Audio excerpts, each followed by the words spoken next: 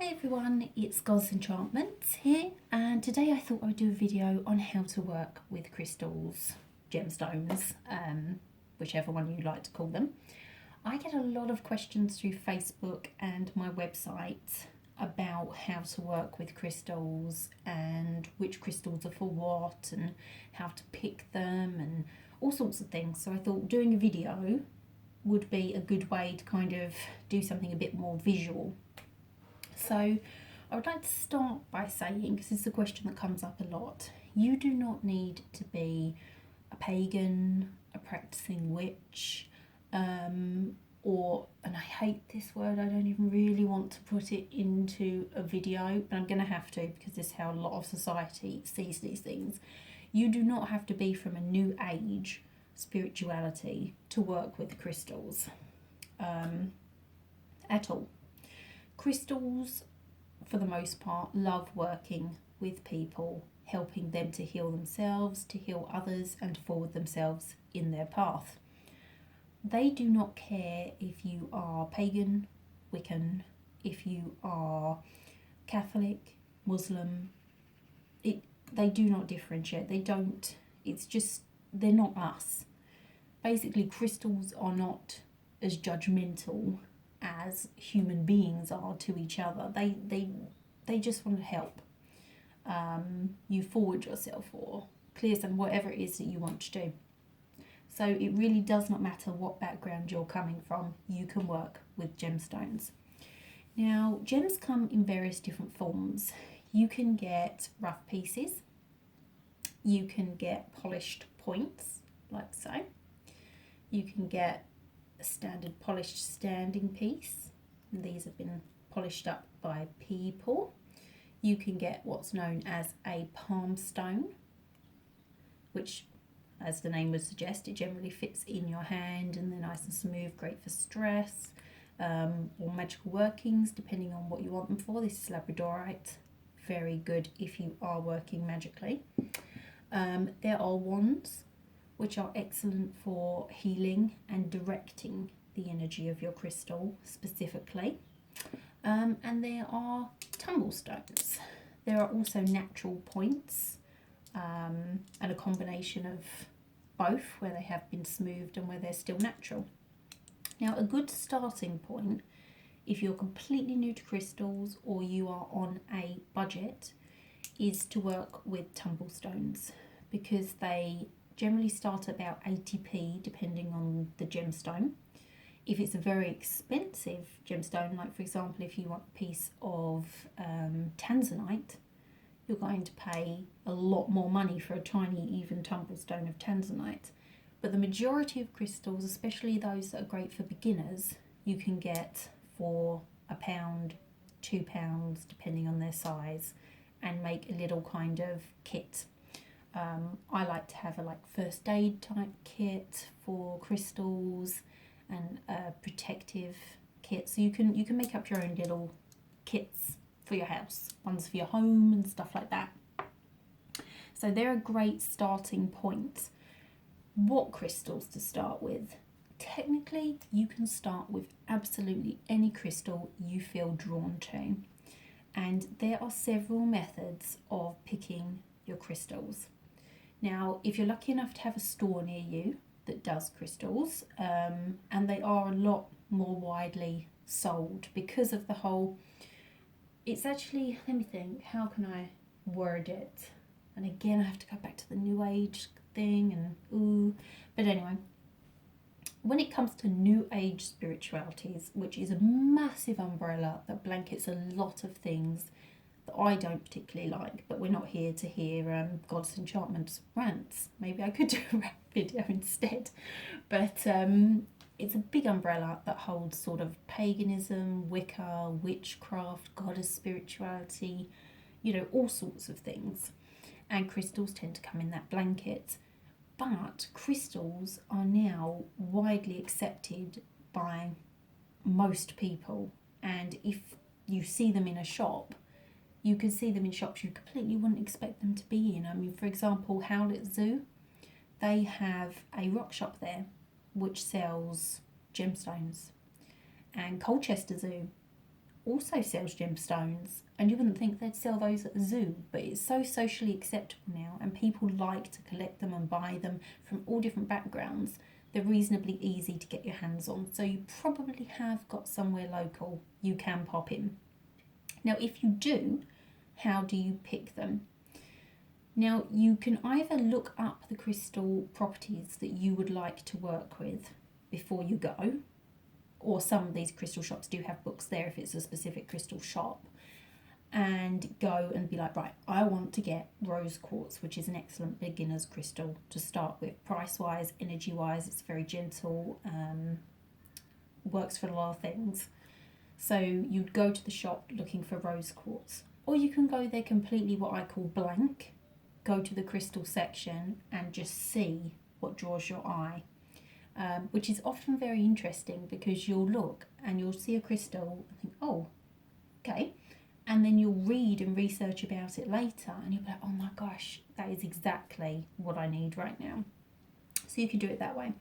But either way, for example, you have chosen you want to buy some smoky quartz, and you've gone over and there is 5 tumblestones of smoky quartz, or there could be a pot of them. Grab out a handful. Not too many, you don't want them like a pile, probably about 5 is the right number, and put them on your hand, your dominant hand, so the one you write with, and just hold them there and focus on the crystals. You don't have to do this in an obvious way if you are somewhere like the zoo. Just hold on to a few for a moment and, consciously think about it, but you don't have to draw attention if you're worried about that sort of thing. And you will generally get some kind of feeling from one of the stones. Now, it could be a warm feeling, a tingly feeling, it could be a cool feeling, a pulsing. It's unique for everyone. I generally get a warm, kind of like warm feeling with vibration, I would say, is what I get. And whatever stone that's coming from is the one to purchase, and you can pop the others back. Now, this is the same with larger pieces. If you've gone in somewhere and you're like, wow, I absolutely love this piece, stand and hold it for a moment. If you don't feel a thing from that piece, put it down and pick up another.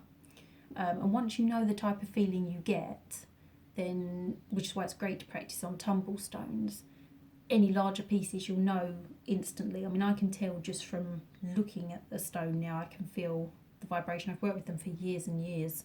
I'm actually a qualified crystal therapist, so for me it's, at this point, it's a lot easier, but I started like everyone else, holding them and waiting for the feelings to come.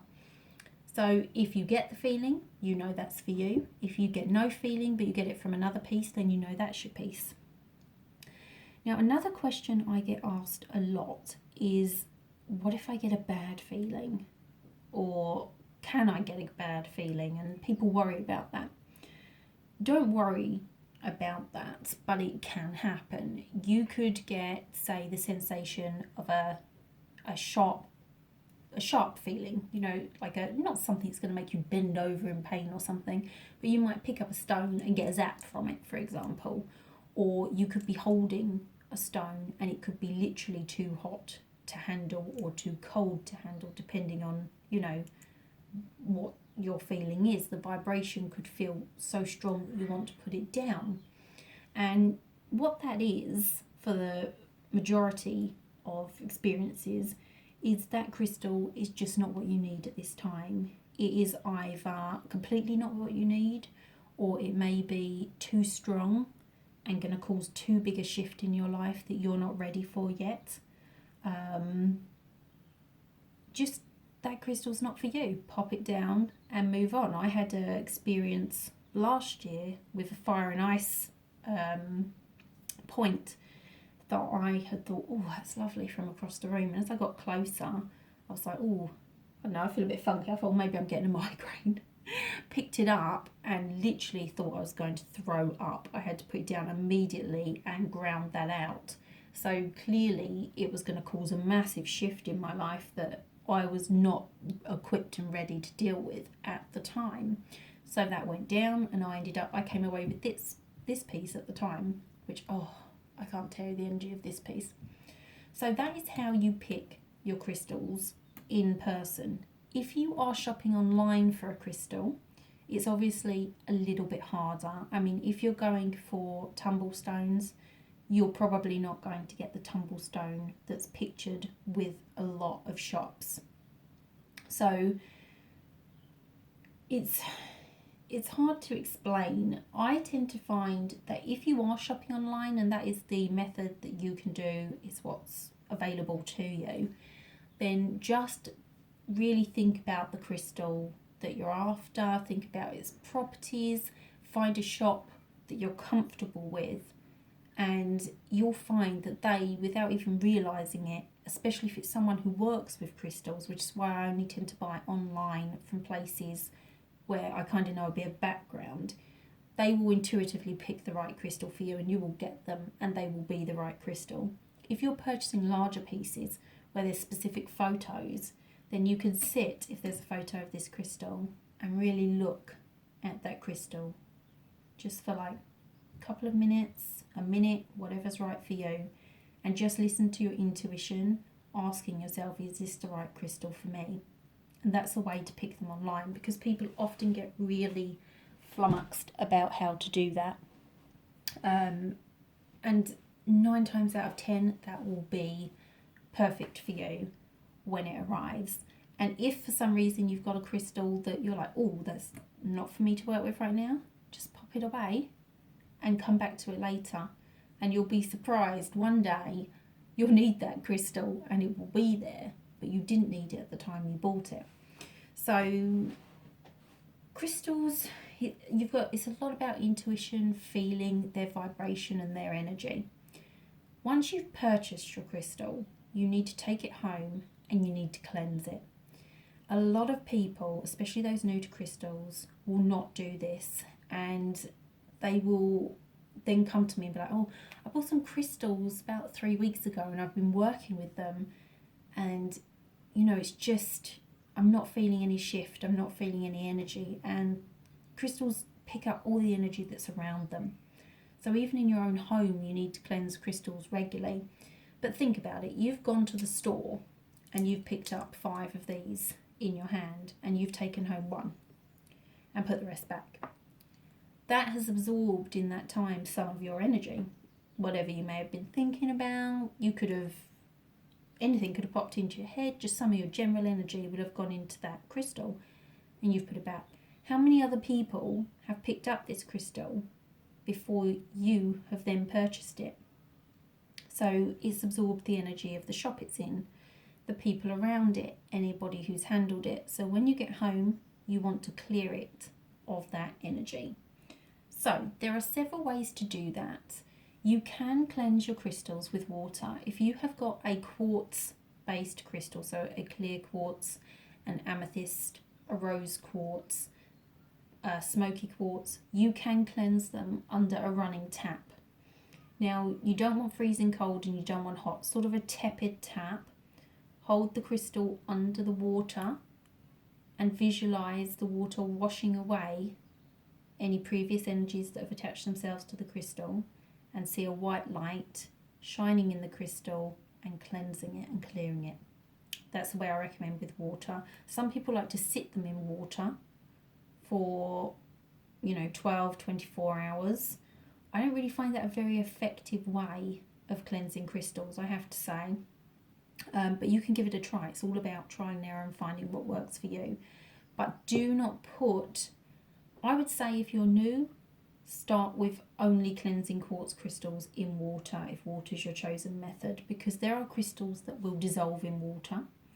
There are crystals like selenite that will give off tiny little shards that can be quite sharp, and you won't necessarily see them with the naked eye in water. And it will also, selenite's a softer stone, so if you leave it in water, it will disintegrate. There are stones that will completely disappear in water. There are stones that are toxic in water. So you do need to be careful with water. You can sit your crystals on a bed of salt for 24 to 48 hours. Again, use your intuition there. Minimum 24 hours. and, oh, excuse, that's the phone, I'm just going to ignore that. Oh, it's completely lost my train of thought. Yes, sit them on a bed of salt to cleanse them. You can use sage, which is an excellent method. If you've got a smudge stick, you can buy the dried white sage, and you basically smudge any energy, once you've lit it obviously, that you don't want to be there out, like so. Then there is ritually charged salt. This is the one that I sell in the shop, and my chosen method if I'm using salt, because I can put a tiny little bit of this in water if I'm doing some quartz water cleansing, and it doesn't need to sit in there long at all. I can literally wash it in there and everything just flies right off in the sink. You can sit it in this salt, you can make a spray out of this salt and cleanse your crystals that way, because I've got charged herbs etc specifically for cleansing in there. So that's a method that I use, but you can use, like I say, normal salt. It just takes a bit longer. You can buy, not just from me, lots of crystal shops sell energy clearing sprays which you can use on your crystals. So you would literally just take it, this is a new one, and spray it over your crystals. And I can only talk for mine of what's in it, but in here is gem elixirs for cleansing. It's like specific gems that cleanse. There is floral elixirs, a little bit of my salt, all sorts of yummy goodness in there that's been charged specifically for energy clearing, both you, your home and your crystals. So that's a nice quick way of doing it. If you are in a rush, you can cleanse them with your spray. Again, I like to visualize white light with all of my cleansing methods to really make sure they're completely cleansed thoroughly. So you've got your crystal and it's now ready to use. Where a lot of people go wrong with crystals is they can do those steps and then they just think, right, so I want to bring more love into my home and make my home feel more loving. You know, maybe things have been stressful and it's been hard for everyone to connect recently, and they've got themselves a nice rose quartz and they've cleansed it, and then they just pop it down and think it's going to do its job. The thing with crystals is they have a very multi-dimensional energies and vibrations. So because you've read rose quartz is good for romance or self-love or new friendships, there's a list. So how does this rose quartz know what you want it to do? The same with any crystal you may have. If you've got a wand and you want to use this for healing pain because you've got a problem in your wrist and you just want to use this as fluorite, it would be amazing for that, for pain. You want to use it on your wrist. How does it know what energy you're calling upon, what vibration from the crystal? It doesn't. So you need to charge it and program it. Now, I charge up my crystals in the sun or by moon, because I find they're the best energies. You can charge them by flame. So for example, if the sun's not out and it's not nighttime and you need to use this, you can actually charge it by holding it in the flame and charging it with the energy that way. So there are other ways, or you can leave it out under the moon. You can do it once a month under the full moon and it will keep nice and charged. You can do it under the sun. A word of warning with sun: do not leave your gemstones on a windowsill in direct sunlight and go out, because they can reflect the light and cause a flame, and you do not want a fire caused by your gemstones. The same if you are putting your gemstones out in the garden. Don't do it in direct sunlight, middle of the day, and leave them to it, because you don't want anything bad to happen. Another thing is the sun can fade your gemstones, such as amethyst and fluorite. They can be faded by long periods of exposure to direct sunlight. So you want to keep an eye on that. I like to wait in the summer I use the sun quite a bit, and I pop them out on the grass, but not near the midday sun. I wait until it's either in the morning when the sun's gentler or in the afternoon, and I don't put them directly where it's beaming in my garden. They don't need to be directly at the sun, and the moon you don't have to worry about. You can just pop them out in the moon and they'll be nice and charged up for you. Then you need to instruct them on how you want to use them. So for example, our fluorite here, let me just clear a little bit of space, shimmy these over. If I want to use this fluorite for easing physical pain, then I'm going to want to put the fluorite in my dominant hand. I like to put my other hand over the top. Oh, it's humming. I absolutely love this wand. Fabulous.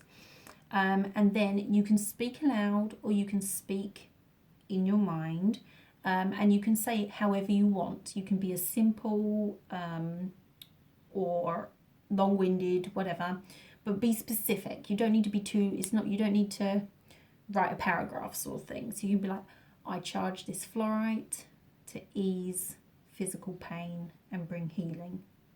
And you want to say that however you're saying it over and over again, because you're being specific and you're putting your intent for the crystal into the crystal, over and over until you can literally feel it on the crystal. The crystal will warm and it will vibrate, and you know that it's understood what you're asking of it, and it will help.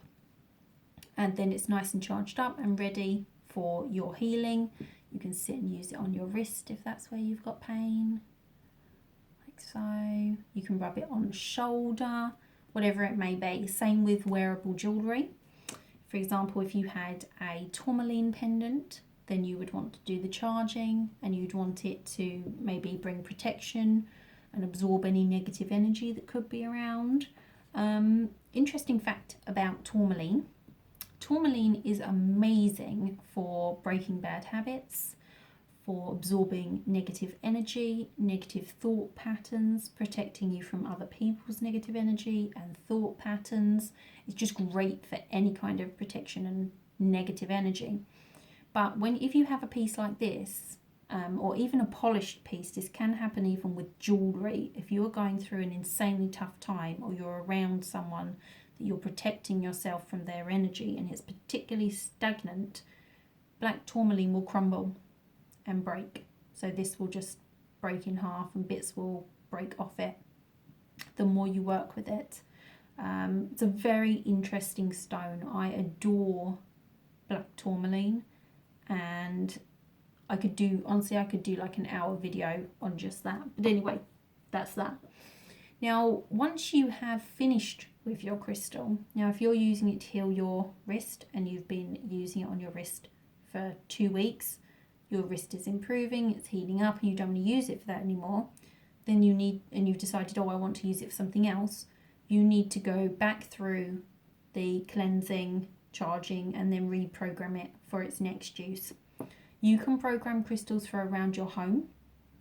So you might want to program a nice large piece of calcite, for example, to bring calm to your home. You might want to program a piece of citrine for your daughter or son's bedroom to ward off any nightmares and to help them get a good night's sleep. And you can charge them up and place them around the home. Then what you want to do is periodically, you could, for example, set your schedule to whenever there's a full moon, you will want to cleanse them and reprogram them, kind of like you would refresh a protection bottle in the home, for example.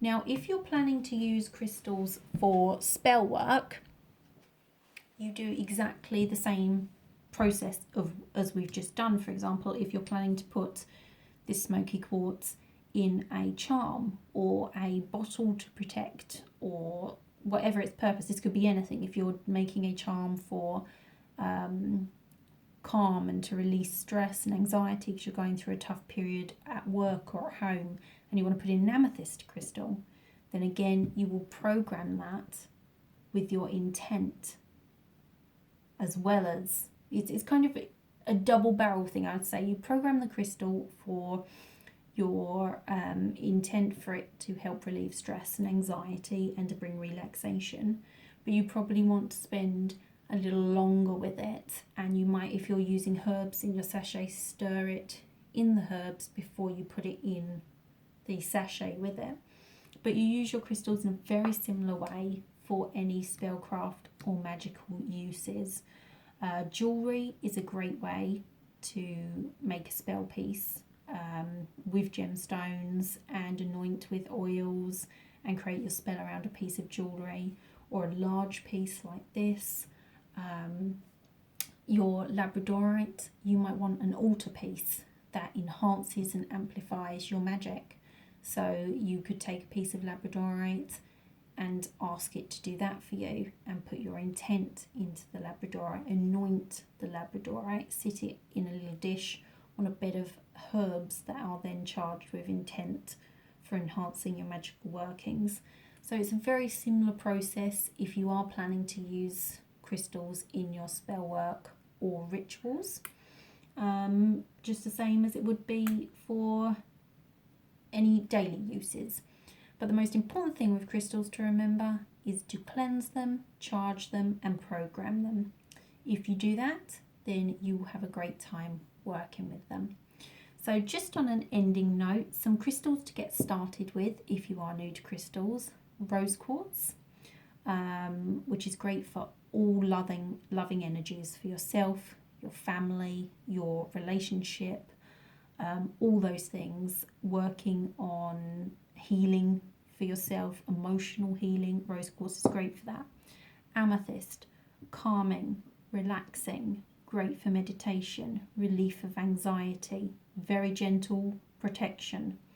Fab for that. Also spiritual work. Another good crystal to start you off with is one of the protections, so a tourmaline or a smoky quartz for all your protective work or energies you want to do, and clear quartz, which is known as the master healer. It's great for virtually everything really, all healing, protection, and it amplifies, so it can amplify what you've charged it with. You can, if you're using it in spell work and rituals, it can amplify the properties within a herb mix, within anything you're making. So I hope you have enjoyed this video. That's it from me. I will be back soon with another. Blessed be.